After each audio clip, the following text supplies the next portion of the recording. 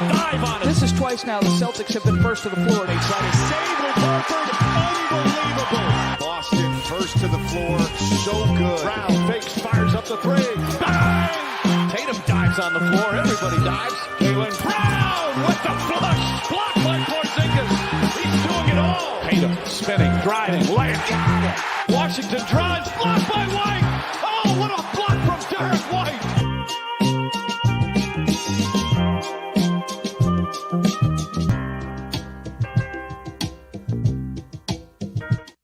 Wayne Spooney here with First to the Floor, and I'm with my guy, Jake Eisenberg, who is currently in the midst of a Herculean effort of watching sports, and he woke up at, 1 a.m. this morning? Yeah, so I got screwed by the clocks.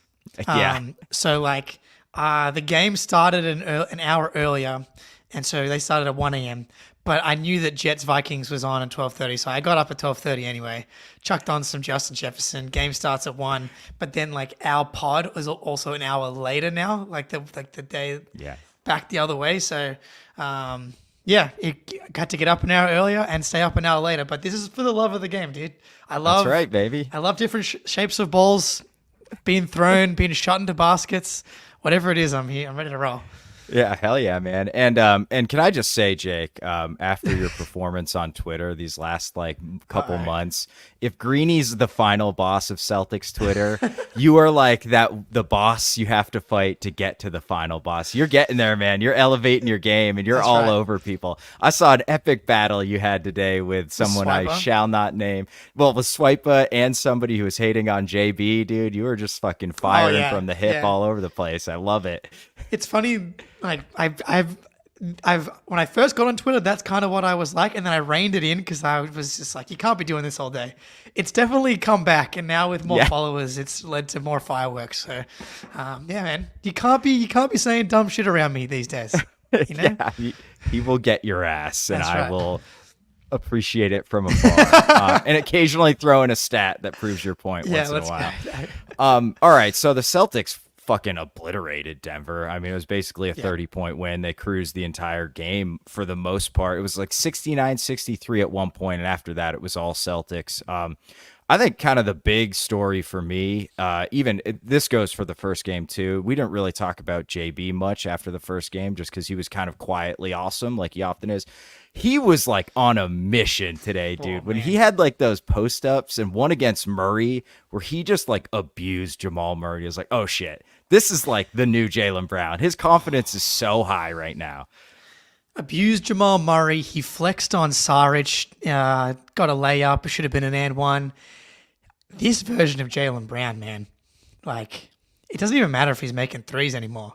No. He's just so dominant in the mid-range and getting to the rim. He even went 3 for 4 from the free throw line. I was saying today, remember you just said you couldn't go online or you couldn't listen to a podcast for 10 seconds this time last year without hearing a Jaylen Brown can't dribble, a Jaylen Brown can't go left joke. Mm-hmm. And now it's the complete opposite. And everyone has just been like, okay, I guess he's just going to be a top 15 guy now. And he's picked up right where he left off. 21 points. What was he? 21 points, 8 for 16. 16, yeah. Just he had picked up a couple of fouls today, but yeah, man, he's just dominant and the physicality. Yeah. He's just in a place now. LeBron got to a point. He was always so athletic, springy wise, but then he kind of got to Cleveland and he had the extra weight and girth and mass and just took his ability to kind of dominate people. I remember in that Celtics Cavs series in Tatum's rookie year, LeBron goes coast to coast and Marcus Morris tries to grab him around the shoulders and and he still finishes the and one. That's kind of where he's getting to. I'm excited to see him getting out in transition. Had an awesome dunk in the first game as well. He's just enforcing his physicality on the game. And this team, he's kind of that guy now. He's the one who brings the brings the ice. Is he ice or is he fire? I forget which one. I think he's fire, right? Because he called himself El Fuego, didn't he? Okay, and yeah. I think that's like Eric Weiss's tag in the playback as well. So, he's the tone setter, right? Like he's that's the what I'm dude. looking for. He's like Tatum. I feel like is the on-court quarterback, especially offensively. Jaylen is the emotional leader, and I think they complement each other perfectly. But yeah, I once compared Jaylen Brown to like Adrian Peterson style, where it's like he's not running around you, he's running through you, and like you don't want to hit him because it hurts more than him when you hit him, and like it's just like. He used to just like be like that pure, unfettered, raw athleticism that just kind of like exploded in random directions. And sometimes it was incredible and sometimes it wasn't. Now he just channels it so perfectly. And yeah, it's like exactly what LeBron eventually did. And I think it extends your career too, because you're going to lose a step, man. But that old man strength, that just keeps getting better. So, like, he doesn't even need to blow by guys anymore. Like, Murray probably never was stronger than Jaylen Brown. But now he makes him look like a toddler. Like, he was hanging off of him and could do absolutely nothing about it. And, like, his takes to the rim, I feel like once he gets his shoulder to shoulder with you, you're fucked. Like, there's nothing you can do. You can't stop him. And he's still explosive as hell. I don't want to say he's not. Oh, no. Like, like he his got first more step explosive is just, between like last season. There was a period there, like you remember he had like a couple of hamstring injuries, and like he just had a period where, and then like he got stuffed by the rim. I remember like he just like wasn't quite young Jaylen where he was just like flying, and he came in last season after the disastrous end to the Miami series, and from last year to now. He took his conditioning to a whole new level. Like, I don't even know what to expect from him this year.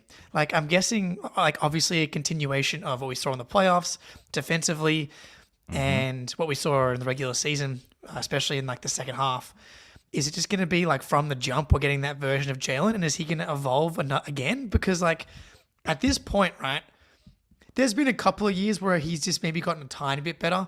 But last year was, like, definitely one of the bigger leaps, especially in the later part of his career. But he's had like 2 or 3 or 4 like really noticeable jumps every year. And I'm like, what does that even look like this season? I'm not saying I'm predicting it. I mean, I kind of got myself into shit last year for saying that I think he's at his ceiling and hopefully he cleans up the handle and the decision making, but it seems unlikely. And he just owned me, and I couldn't be happier to be owned by Jaylen Brown.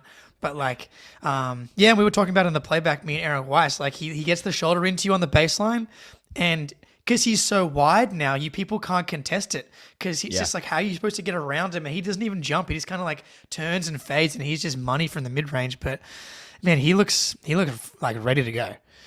Yeah, for sure. I think for me, the big leap this year will be defensively, because my concern with Jaylen, everybody, it's not like I was unique in this take, was like the turnovers were really what was holding him back in a lot of ways. And it held him back not only because he turned it over, but also I think at times it would like get in his head and he wouldn't be as aggressive as he needs to be. He's he's the most aggressive he's ever been now, and he's still not turning the ball over. 3 turnovers in 2 games, which is absolutely nothing for a dude on his volume. And I know he only played like 25 minutes each game, but he was not shy. He took 18 shots today, or 16 shots, I mean. So it's not like he was, coasting in those 20 minutes, but I think, the defense will probably come and go a little bit, sort of like what Tatum does in the regular season, but he's just such a better on-ball defender. He's still not perfect off the ball, but that was a huge leap last year. I think he has another leap he can take, and then you combine that with the awesome on-ball defense, and All NBA should be a lock. Go ahead. Yeah. I was gonna say he's starting to remind me of like late Spurs Kawhi, where he's not the playmaker yet. And Jaylen's not that good at defense yet, obviously, and he never will be. Kawhi might be the best wing defender we've ever seen. He's certainly up there. But it's that type of like just high volume, efficient scoring, absolute nemesis on ball defender. and just super athletic, just like that dose of athleticism when you're running the break, or he had that awesome block in game 1. Like, that's just like pure athleticism plays. It gets your team hyped up, saves you points, or scores you easy baskets. That's kind of like the archetype. He's like the worst version of that, like a step down. Like, we talked about Jordan and Pippen as far as like greatest duos ever, and Tatum and Jaylen like being one of the greatest duos. Like, they just are going to be that.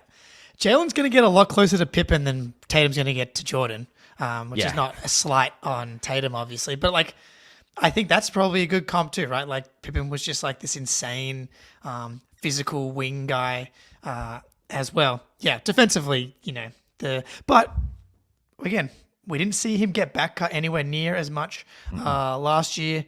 But yeah, man, very excited for Jaylen. I want to say, before we move on to someone else, join the Patreon. We're doing a Patreon episode tomorrow. We're doing the Eastern Conference over-unders, Eastern Conference preview, and we also are going to start our fantasy basketball league soon. So if you want to be in the fantasy basketball league, you're going to have to sign up to the Patreon. We obviously want to draft before the season starts, which is in a couple of weeks. So join the Patreon. We're going to be doing the Eastern Conference over-unders tomorrow. We're going to talk about a bunch of teams, obviously in the Eastern Conference. But yeah, get on the Patreon, and back to you, Spoony. Yeah, and it'll be, when you go to sign up on Patreon, it'll tell you which level gets you access to the fantasy league. The spots are first come, first serve. So, it's not full yet, although we do have a decent number of people signing up. Yeah, for sure. So check that out, please. And I probably should have promoted that off the top, so that's my bad. That's okay. Thank you, this Jay. is good. We got him in. Yeah. We got him in with that's real right. content. Yeah. And then we hit him with the Patreon ad. It's a lot harder to skip 30 seconds when it's in the middle of what we're talking about. Damn right. All right. So yeah, where do you want to go next? Well, I mean, okay. Go ahead. Tatum shot the ball well again, which Yep. is nice. So that, coming in, right, that's like one of everyone's biggest things. So he ends up going 6 for 14 across 2 games here, and the shot looks good. He is shooting 43% on the season. If I could literally ask for one number from any person, that's the number. Like, can you imagine if he does that, he will probably at least get close to winning the MVP. I thought he was really good. He had I saw you tweet about it as well. He had the one play. It was like the 2 for 1, and it was like he was lining up the pull up 3, and he drove to the rim. I wished he would have finished that layup, but he got fouled and went to the line. Is there potentially going to be an evolution from Tatum from that perspective? Because we all know, we sit there and we watch, here comes the pull-up 3, and it's not always a bad thing. But the fact that he played in the NBA Finals and it was like, we just win every time because I'm just driving to the rim over and over and over again. Is there going to be like a light bulb thing that kind of went off when it was like, if I just do that, that's going to be more effective? I wonder, because it was preseason, not really a reason for him to do that. Yeah, so part of me thinks like he probably won't do that in the regular season, but I mean, his game is just kind of slowly evolving into that naturally, kind of, because he's gotten so much bigger, he's gotten so much stronger, and he's like getting guarded by bigger dudes that he can go by easier. So I wonder if that's a little bit of it too. Jay, I hope so. I hope that's what he does. Like, he needs the pull up in his game. I think Joe wants him taking pull ups. That's fine. But there were certainly times throughout his career where he was way overly reliant on it. And like last year was a pretty good balance, but if he just is like 7's the number and he's driving 15 times a game, he was at like 9 a game or something like that last year. Not a small amount, but certainly not an incredible amount. Like Shea was mid-20s, and I think Tatum averaged around 20 or 25 in the finals, which is a bananas number. That's a ton of drives. So I think I think the big thing will be like the late clock execution, whether it's end of a quarter, end of a shot clock, end of a game, or the entire time in the playoffs. That's when we're going to see it. Is like, I know I don't have to settle anymore. Like, I can get to wherever I want on the court, and I just got to go a little bit earlier so I can actually pass the ball when it's there instead of waiting until the absolute last second and I got to put up like a BS fadeaway or something like that has absolutely no prayer. So I think it's there. I think it'll be kind of subtle just because he's going to coast a little bit in the regular season. Yeah, yeah, right, exactly. Good. So playmaking, it just looks like it's coming really easy to him now. And he had 5 assists today in 19 minutes. He had 4 assists in 23 minutes last game. He was at 4.9 assists per game last season, 5.6 in the playoffs, but similar like per 36, around 5 assists. I would love for him to get to 6 or 7 this year.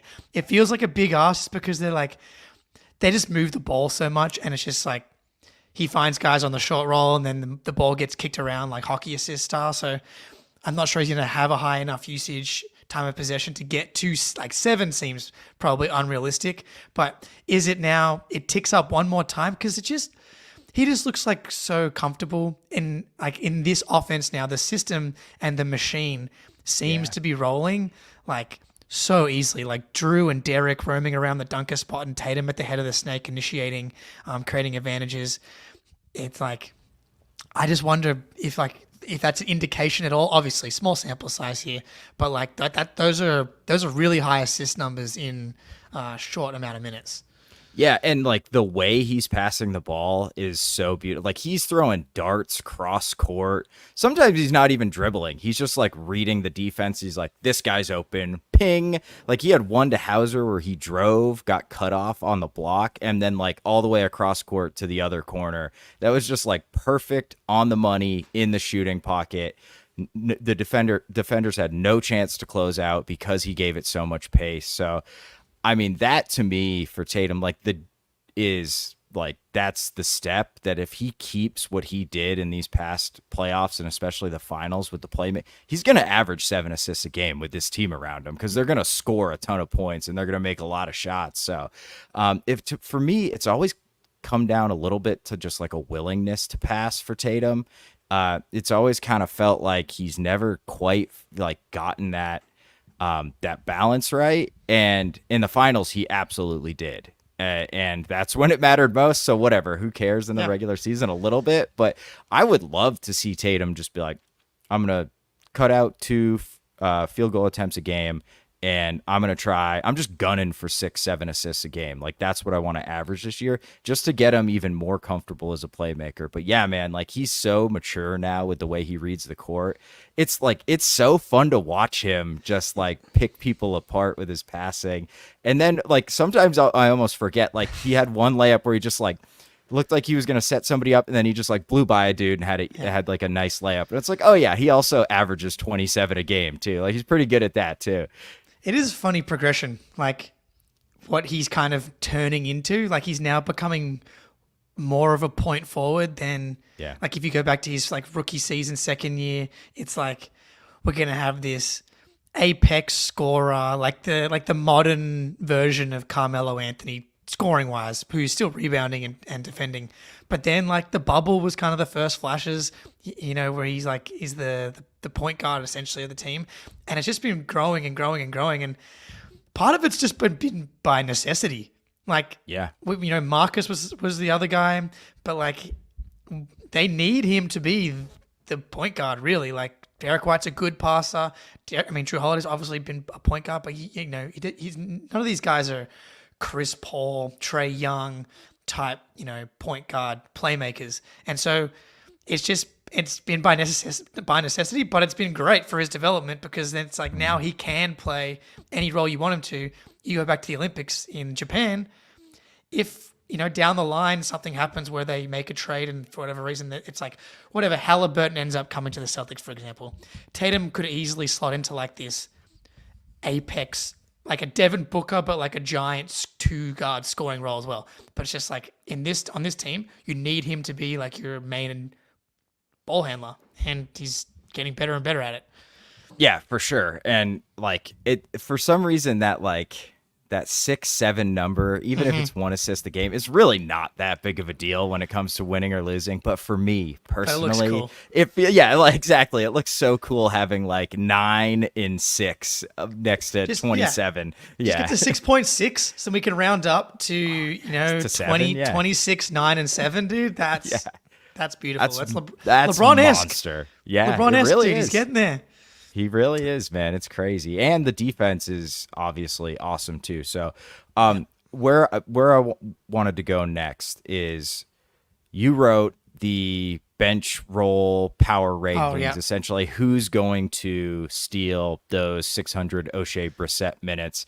And I haven't read it yet, but I think you had Jordan Walsh number 1, right?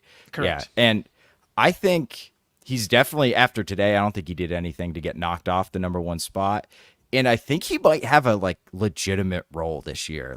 I think they could probably cover those minutes with Hauser and Pritchard in some ways, but I think Jordan Walsh might actually get 600 minutes this year. The way Joe's using him is as the 9th guy, and that's kind of shocking. But he's he looks pretty damn good. I thought he was fine today. He was totally fine. Yeah, dude. So, okay, we have to run this voicemail. So if you're in the Discord, and one of the Bus One boys, you have the ability to leave us voicemails in the Discord. And we got this message after game 1 from... What's up, gents? Best podcast in the world. Here's my take. Here's my frustration with this whole... it's really just Jordan Walsh who I'm frustrated with. I'm not going to lie. I hate to say it. I think we should just be done with him. Stop trying to try anything. He's a 2nd-round pick. He's got all the physical attributes in the world. And as far as a mindset type of thing, and as far as showing anything over a span of 2 games, barely even 1 game, as far as shooting, dribbling, playmaking, anything. I mean, he has not shown a single thing. I like him on defense. That's about it. I think he's got good instincts there. I know some guys on the pod don't necessarily agree. I think defensively, I have no worries about him. I think he's great. I think he'll have great potential. I love his size versatility, but everything else, my goodness, there's been nothing, absolute nothing. And I think if we saw this guy on the bench of any other team, we would be like, oh, this guy just sucks. That guy just sucks. It's just that simple. I hate to say it, guys. I'm trying to take the emotion out of it. It's coming out of pain and frustration and hopes that he would be good, but I kind of think he's done, and I don't care that he's 20 years old or that people are like, oh, he's only 19 or 20. How often do you see 19 or 20-year-olds drafted in the 2nd round just get way better in a bit later part of the career? They usually just end up sucking. So okay. Yeah, go ahead. I get it. I get it. I just think the expectations for him need to be lowered. All he needs to do is make 35% of his threes, and he's gonna be a decent 10th man in the NBA, because his defense is fine. I don't think it's great right now, and I think he's got more to his offensive game than that.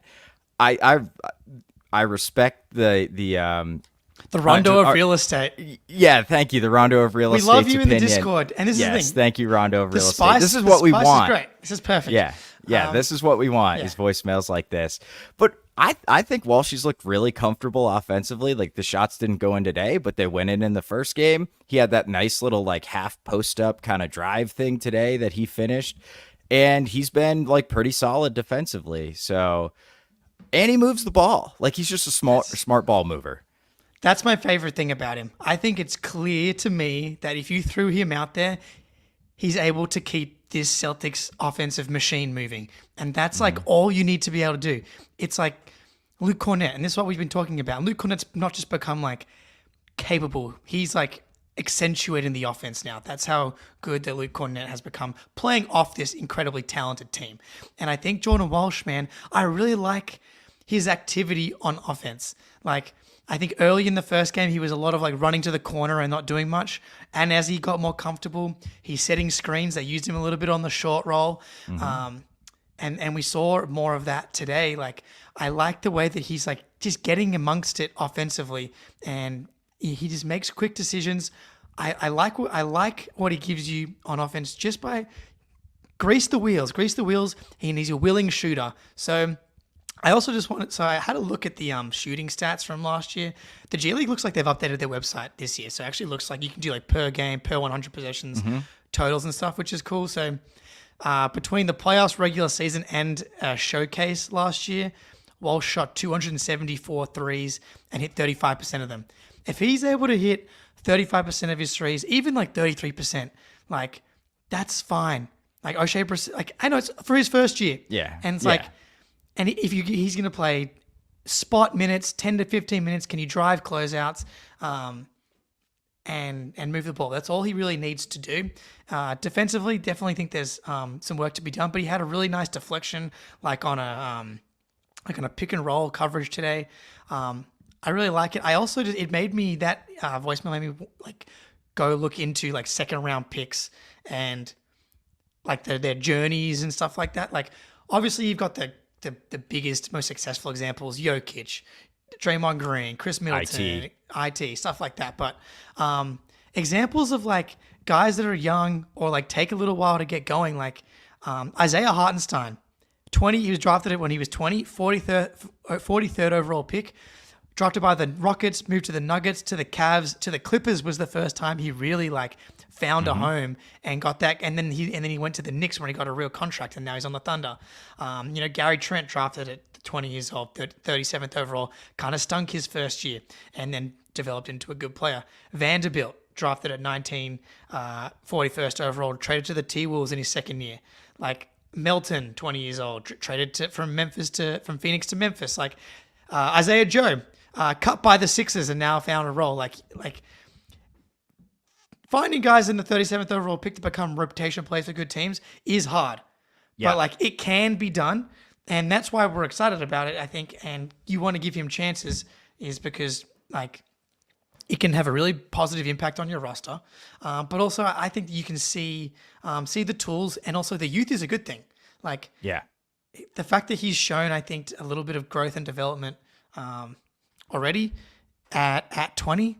I really want to see what he looks like when playing with the other guys, just for like just an extended run. I don't know if we're gonna get it, but like he's just gonna get so much more comfortable and confident.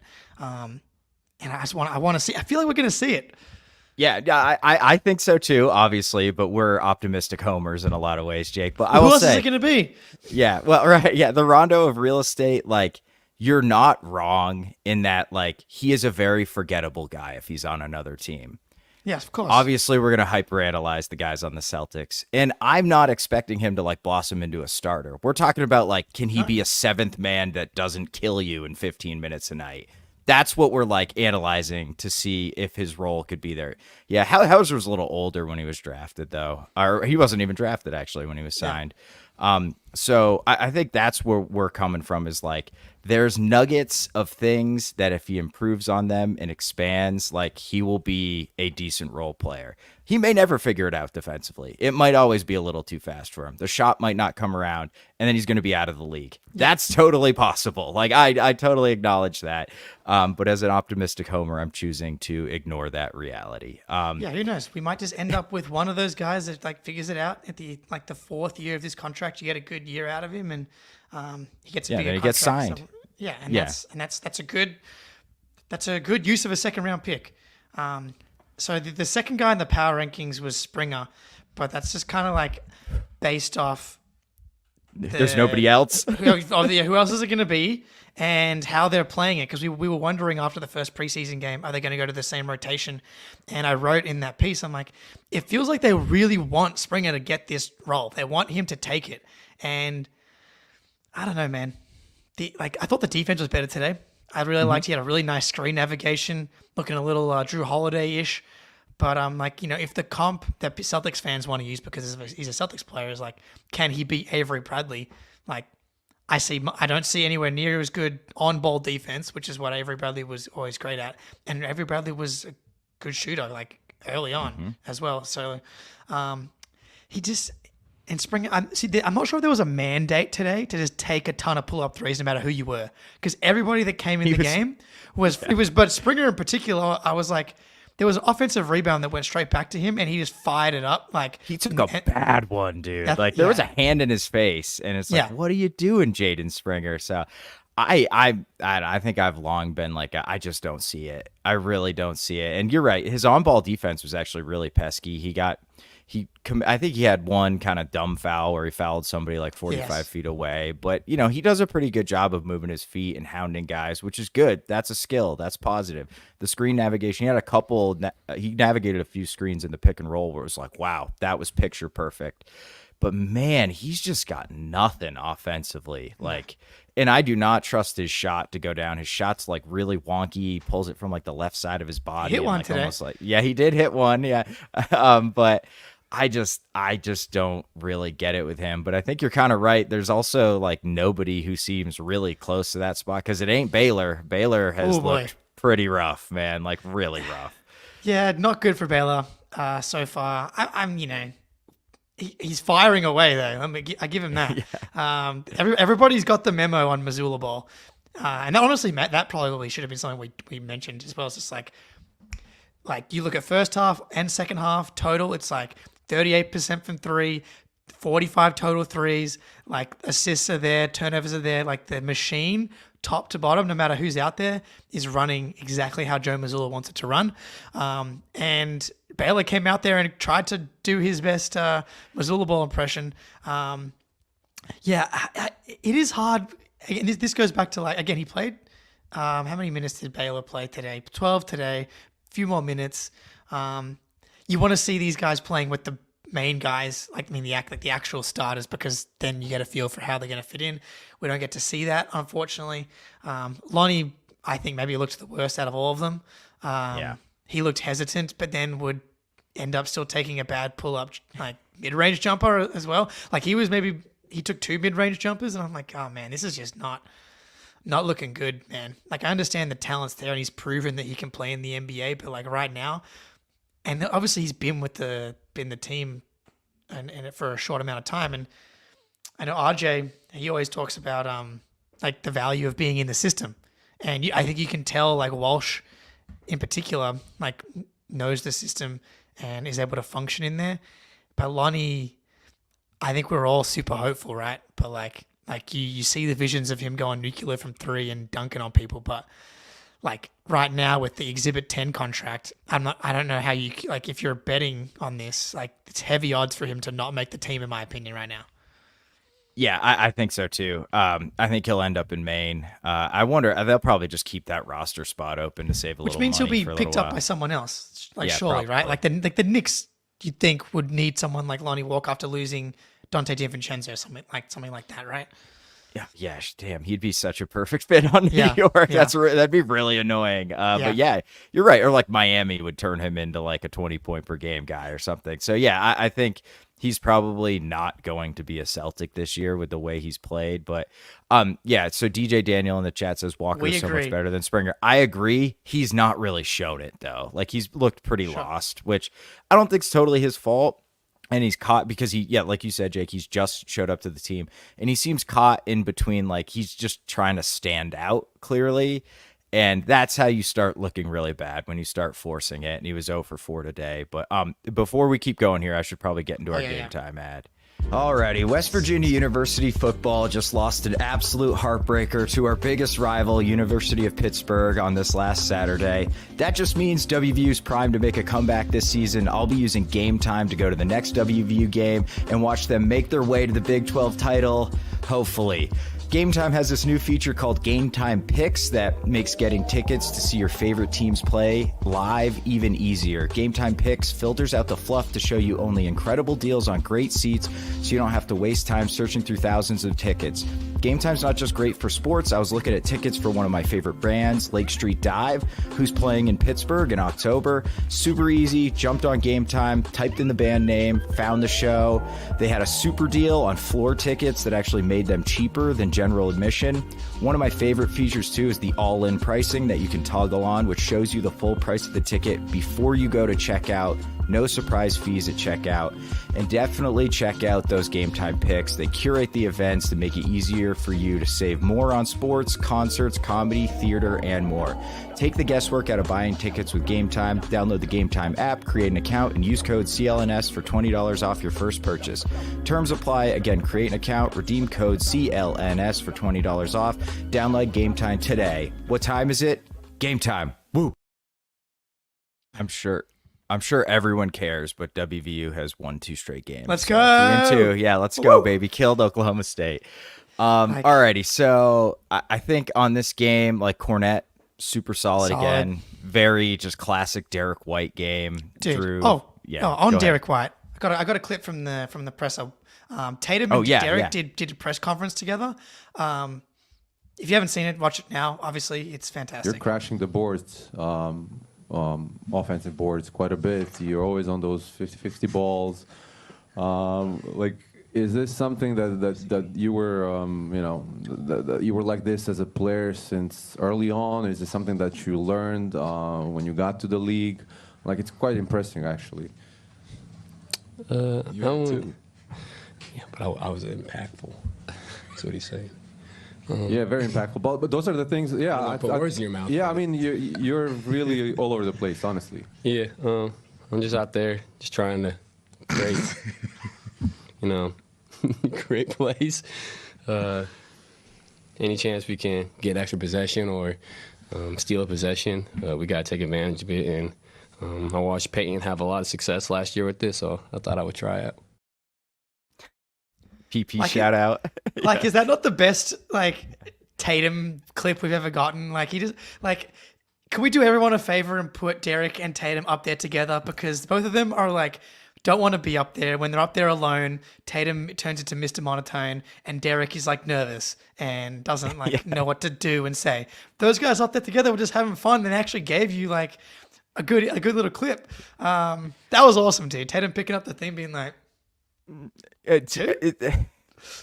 Right. I was impactful, is what he's saying. Yeah, he was. Yeah, he was. I mean, there's obviously another side to Jayson Tatum that he does not let the public see, and I'd want to see. Just give me some nibbles of that, JT. I don't even a little bit. Maybe there's how not. To share it. No. I'm just I just think the cameras turn on, and it just goes goes politician. Away.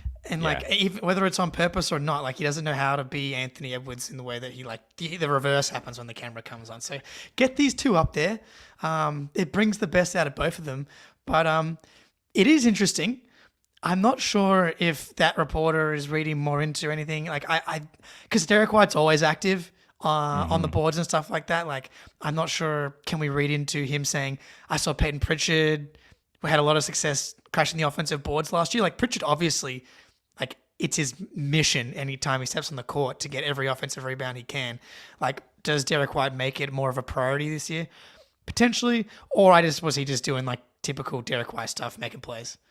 Yeah, I think it's probably more that. I can't imagine Joe's going to be go hit the offensive glass, D-White. He probably wants him getting back on defense. Well, they crash from the corner when they're there, and then that's it. Right, exactly. So it'll depend, but he's good at this type of stuff. He's really good at reading where the ball is going to carry him off. And I wouldn't be shocked if he's got a couple more games in him where he has 3 offensive rebounds, 4 offensive rebounds. He's Derrick White, man. He'll probably be in the finals. He'll get 6 in a game or something like that. That's what he does. So, I don't anticipate us changing strategy too much to be let's go get offensive boards with our guards, but it would be kind of fun. I don't know, man. They already do it. Drew grabs a ton anyway, so they already are getting mixed up in there. We have to talk about 2 people we haven't talked about yet. Okay. Xavier Tilman. Hauser. Okay. And Hauser. Those are the 2. So Tilman hit a top of the key 3 today. He did. I was like, no, and then it splashed it. He looks good. Hey man, it's so far it's happening. I look like the idiot so far, which is great news. I couldn't be happier. If he is now a shooter, I don't even know what to make. It would be such a heist if all of a sudden he's a fucking shooter. It would be so insane. Dude, it would be absolutely nuts. I want to see him do it in this hemisphere. That would be great. But dude, it just changes his ceiling as a player to such a different level, especially he's hitting him above the break, which I don't think is a reality. But even the corner 3, Nick NBA says when he made that 3, I ran into a wall. And also check out Nick NBA's awesome. YouTube. Yeah, he's really good. He's awesome. Great follow on Twitter too. It just alternates what he is as a player so much to have to cover him from 3. It's hilarious because it is not the most beautiful looking jump shot, but dude, he's shown a little bit of it previously in his career. It's like not totally out of nowhere, and it's like the Joe Mazzulla touch, man. He's like, shoot them all, shoot every single one. Dudes just get confident, and that's all it takes. Sprinkle a little Brad Stevens dust. Yeah, little left over from Aaron Baines, all of Australia. Amir Johnson. It flicked off the end. I mean. It'd be actually more weird if a big man came to the Boston Celtics and didn't get good at shooting, whether it's Daniel Tice. I'm not sure Enes Freedom figured it out, but I'm not sure I can count him. He didn't figure out anything. Yeah, exactly, yeah. Kelly Olynyk, we've got a long lineage of these big men figuring out how to shoot, so and it does look good. I was just always like, I get that it looks good, but I see the numbers. I don't know why. The free throw numbers aren't good either, really. So, but if he's confidently taking them and when they're open, there's no reason for him not to throughout the season. To me, it's just funny. He's got the green light now, and we talked about this in the playback. But Luke Cornett either doesn't have the green light or he's decided he's not going to shoot threes. And I get that Cornett's the better vertical spacer. You want him more around the basket, but 6 seconds left on the shot clock. Open on the wing, he still doesn't even look to attempt a 3-pointer. He still is looking for the handoff to set someone else up. And I'm just it's so interesting to me, someone that has been a shooter historically, to not even and in those situations go for it. But Tilman, that's really all I have to say about Tilman. It's the shooting continues to be a story, and he continues to make them. So yeah, going back to Game 3 of the finals, I think he's he's 1 for 1 in the playoffs, and now he's 2 or 3 or 3 or 4? 3 or 4. So this guy's hot, man. This guy's hot. Yeah, he's real hot. And dude, he had some wild 2-man game shit with Kata. Yes. Oh my God. Where is this coming from? Yeah, it was beautiful. He's good. Yeah, man, he's really good at basketball. And shout out to Kata. We were pretty critical of him. I thought he looked a little bit more comfortable he was much better this today. game, which a lot better today. So that's good. But Hauser, Ben once referred to Hauser as Carmelo-Anthony of the mid-range as a joke. Is it coming true? I think it might be coming true. It is coming true. How many did he have today? Was it 3? I think he had 3. Yeah, then went 3 or 4 from mid-range. I mean, it makes sense. When you originally, I think, talked about it last year. Because he's not going to be a good rim finisher.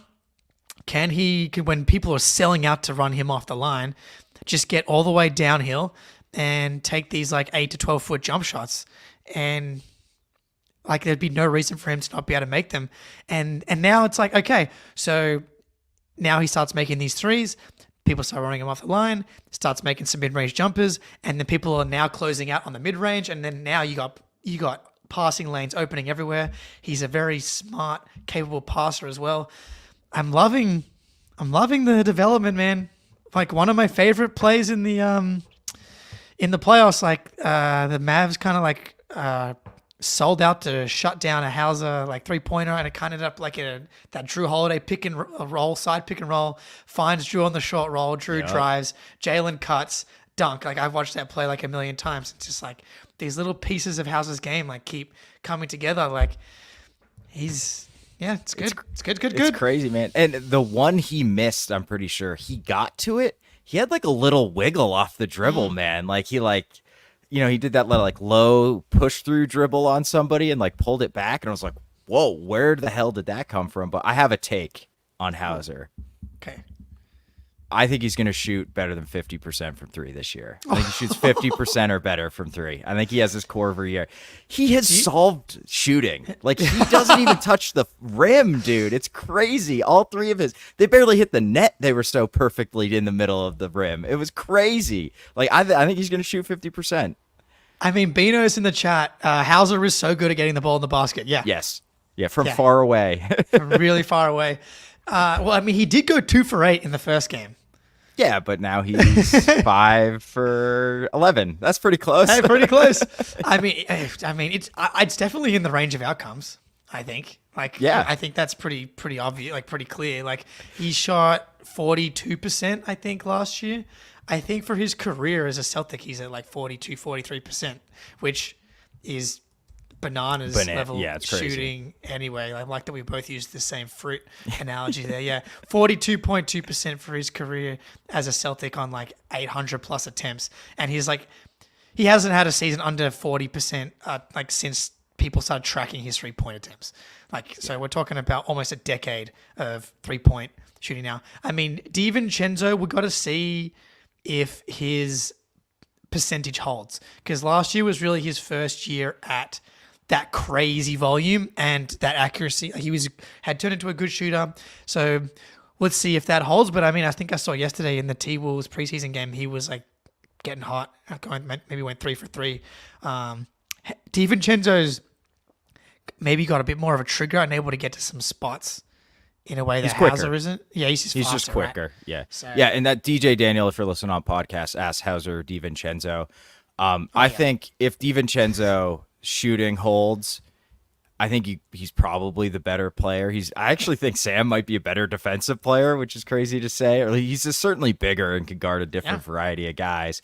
But DiVincenzo's got like some legitimate creation abilities, like on ball, can run a pick and roll. Like Hauser, it's fun to be like, hey, he drives his closeout and makes a nice pass. That's great. But like DiVincenzo, you're like, hey, run a pick and roll, and he can like hit a pull up off of it, So I think DiVincenzo's certainly got the more varied offensive game, but it's close, man, and it's pretty crazy. DiVincenzo was like a first round pick and has been like highly touted his whole career, and I think you can legitimately say I'd rather have Sam Hauser at this point, which is pretty nuts for how far Sam has come. But dude, he's just really good. He's really good at basketball now, and he's just really smart. So I have real quick before we move on though. Yeah, I think I'm becoming a Drew Peterson guy. Oh, he's got some shit to his game. Like there's something there with like guys kind of have a hard time staying in front of him. And when you're that big and can shake dudes off the dribble, that's like a foundation of a player you can build off of. He's a mess defensively. Like it is bad defensively. And I don't know if I trust his shot all the way, although he 1 for 1 today, but I don't know, dude. I see like the Nuggets there. I know we talked a lot about him last show, so I don't want to like belabor the point, but I think I'm just like, I want to stake my claim on Drew Peterson Island right now. I like it. Yeah. I like his game. I do like his game. As I said, like he can just do a little bit of everything on offense. Is that shooting real? Is that shooting legit? He's not a Hauser level shooter, but he's also more of a ball handler than Hauser is. He's so fucking skinny, dude. Like I know it's painful for how old he is. Like Hauser is similar age, and like Hauser's got some girth to him, which is like really important. So it's like it's great that you're 6'8", which helps to get your shot off and stuff like that. Being able to like holding your line on drives, and then also defensively, it's a little bit tough. And so it's like hard to see him gaining too much weight. But I see it. I see it. But a good guy to have in the pipeline. Like if he's able to like put enough together and develop it, like enough of those skills to a point where, again, we're talking like, can you be a valuable 9th, 10th man here, right? Like that's what we're talking about, these guys, which would be great. Yeah, for sure. And I think functionally, like you remember how Rob Williams was like listed as like 6'8.5", but he played a lot taller because he had a really short neck. So his like shoulders were the same height as like a 6'10" guy. So he was like functionally 6'10". Wingspan. Yeah, right. That too. Peterson's neck is really long, so I think he's like listed 6'9", but he's functionally like 6'7", which hurts him a little bit. Like I know this is crazy, but I truly believe that's the case. It's accurate. He's not that tall for being 6'9". Wow. That's what people don't. What scouts need to. That's the market inefficiency right here. That's right. That neck height, his neck length, dude. Yeah, he's listed at 6'9", but he's really like 6'11", dude, because that's a tiny neck. Yeah, his neck. He barely has one. Yeah. He's a no neck guy. It's like a belt. Yeah. Oh, he's a no neck guy. It's like he's got an inverted wingspan. He's got like he's got a short neck. That's huge. All right, yeah, this guy's gonna be a beast. Yeah. 19, long arms, no neck. We got him, dude. You won't believe this necklace prospect I'm scouting. He's gonna be a star, dude. Literally no neck. Can't turn his head. But other than that, he's a beast. Awesome. All right. And Drew Peterson's the opposite. Oh, man. Exactly. All right. I think, is that all you have? I mean, there's not much to talk about as a team holistically, just because this team fucking rocks and they are a well-oiled machine. So, like, the preseason is pretty meaningless to these guys. But real quick, Nuggets, we were hating on their depth.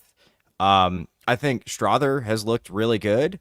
Otherwise, I think we're pretty right to be hating on their depth. I don't know. Anybody change your mind? No, I think you're right. I think they got 7. 1, 2, 3, 4, 5, 6, maybe 8. Because I like Saric. I like Saric a lot. So Saric, Strother, and Westbrook off the bench. I mean, Westbrook's probably could end up doing more damage than bad. Yes, but I've been like, I think Strother's probably going to be able to play offensively.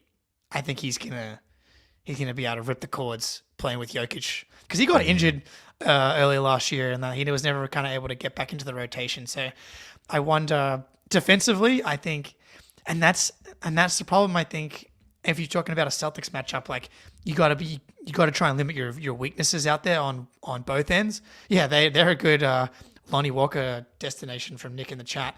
Like that would definitely be a talent infusion for them, but I think it's pretty clear that Denver is still the one team that you don't want to see in the finals, because Jokic is the one guy that I don't think anyone really has an answer for, but the Celtics don't really have an answer for. Obviously, no Horford, no Porzingis in these games, so like that changes things significantly, because I think you can put Horford on Jokic as like the primary, and you have Porzingis roaming off Aaron Gordon as like this in like you try and mirror what Minnesota did in the playoffs last year with those two guys.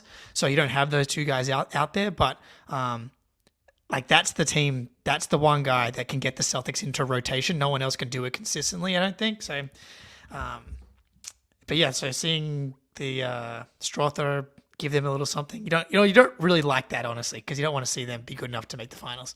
I know, right? Yeah, it's very disappointing that Strother's pretty good. Though I think you're right, though. Like, I was not super impressed with Strother's defense, and we were going right at him. And I felt like coming out of his draft, like I knew nothing about him. I always heard like he had good size. He looks small out there to me, so he's more of a 2 than a 3. And you need wings to guard the Celtics. And like they just like I don't really get the vision on like Kankar, Tyson, like they Pickett, all these dudes that are just like the same guy. Doesn't really make a ton of sense to me, but Strother's all right. Yeah, I'm a big Saric guy. And then Westbrook is just such a wild card. 7.5. I think regular season Westbrook's going to be fine, I think. Yeah. I don't know. This is like the ultimate test, because Jokic is so good at making guys like look good. And Westbrook is so good at making things like the 10%. Card. Oh man, like the bad 10% of Westbrook is so freaking loud, because it comes up in like the worst possible moments at times. Like he just takes stuff off the table after he puts really good dinner on the table, but then always knocks a plate off the table at the same time. It's like, really appreciate you made me this dinner, but now I've got glass in my feet at the same time. Yeah, you spilled the gravy everywhere. Yeah. and like the gravy was so like pretty much like the best part of the meal. Right. Oh man, I can't wait for the missed Westbrook threes in the first round of the playoffs, and Jokic just like no. Yeah. But anyway, all right. So are we gonna do? I think we're good on the game. We've already done 52 minutes. Are we gonna do the voicemail for my cousin? Oh yeah, we got a voice. Oh, we'll save the voicemail for your cousin for the Patreon. Okay, we'll do it for the Patreon. You gotta sign up. Subscribe. You gotta sign up to hear hear $4. Yeah. To hear Spoonie's cousin ask a very, very good and important question. Super important question. Yeah. So Shit. But yeah, man, we'll be back at another point later in the week with a free episode, probably previewing the rest of the preseason and probably some other broader stuff. We haven't even talked about Jaylen Hot One's appearance yet, so really important stuff. But I'm excited for the over-unders tomorrow for Eastern Conference, which should be fun. Yeah, that should be a good time. And I think, we got the next show coming up, and then I think we have a week off of games. We do, yeah. Yeah, Six playback is on Saturday ET Eastern time. So Jake, I'm sure you will be kicking off the playback again in a week's time, but that's going to do it for this one. We are out.